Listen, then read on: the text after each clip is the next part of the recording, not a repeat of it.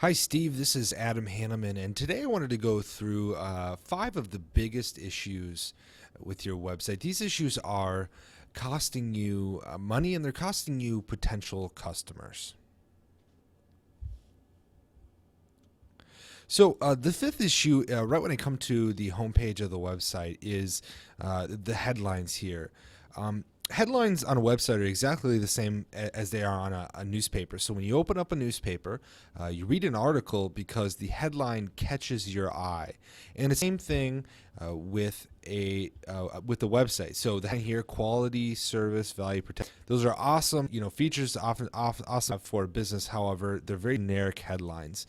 Important that your headline pulls your audience, pulls in your target market, and instantly tells them, what the value of doing business with you is.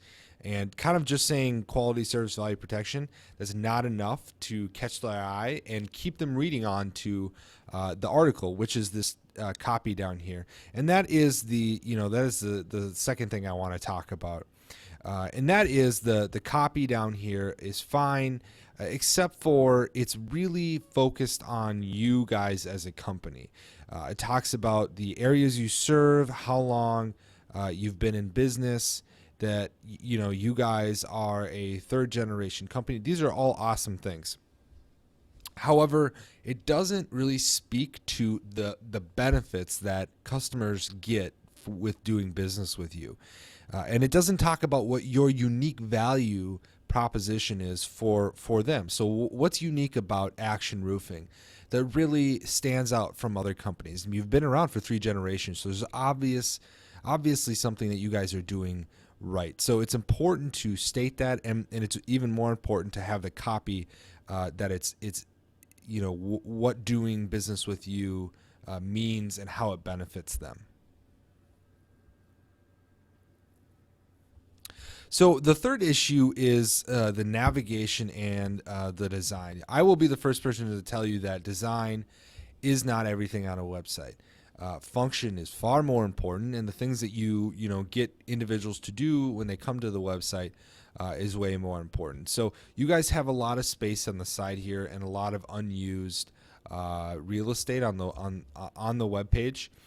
Things are a little cramped in here, and you definitely could utilize this other space. But even more important than that is the navigation up here. The navigation is really small, and it's actually smaller text than the text down here. You really want your navigation and the navigation buttons to look like buttons and to be easy to see. Most people aren't going to have an issue with this, but it's those few people who have an issue that you really kind of have to cater to. The other issue is in the navigation here is you have these different buttons here, but you also have a drop down under the home, so it's a little confusing. This is linkable back to the homepage, and that's fantastic. But if somebody is clicking on the homepage, it's a little confusing because this drops down, but they also have this over here. So maybe taking away that drop down piece would make the navigation a little less redundant. The fourth issue is testimonials. So testimonials are really important on any web page, and they're even more important when you're not able to speak to the individual in person. Social proof and trust are two of the most important things when you're selling anything, and it's even more important on a website because you're not speaking to people. And so you have to do everything in your power to build trust with them right when they come to the website. And testimonials will do that. I can teach you how to get 2 or 3 testimonials, and I'm sure you have some. Just putting them, right here on the homepage, just 2 or 3 of them, will go a long way in building instantaneous trust with the individual that comes to the website. So the fifth issue, the final one that I'm going to talk about, and in my opinion, the most important issue when it comes to maximizing your website as a sales tool, and that is calls to action and capturing vital visitor information. So what do I mean by calls to action? Calls to action are, what do you want the person to do when they come to your website?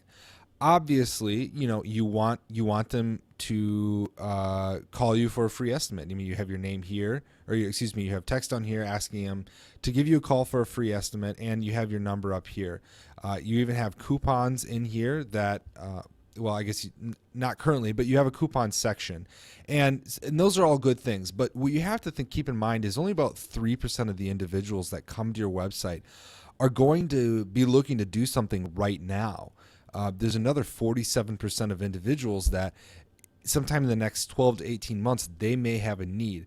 But if you don't find a way to follow up with them and keep in front of them, you're going to lose their business. They're not going to be thinking about you 12 to 18 months down the road. And that's what you do. That's what you need calls to action for. And what happens is when you create calls to action to provide them some sort of information, so an article or white paper, maybe access to a video talking about roofing or keeping your roof healthy through the harsh Minnesota winters.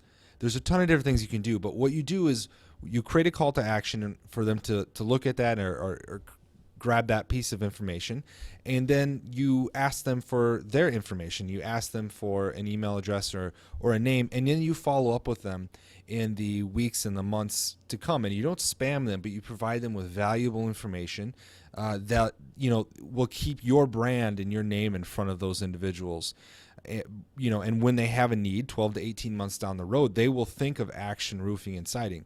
And that's the most important part, because a large percentage of people that come to your website are not going to be looking to buy right now. So it's staying in front of those individuals who aren't looking to buy right now, but it's kind of in their mind.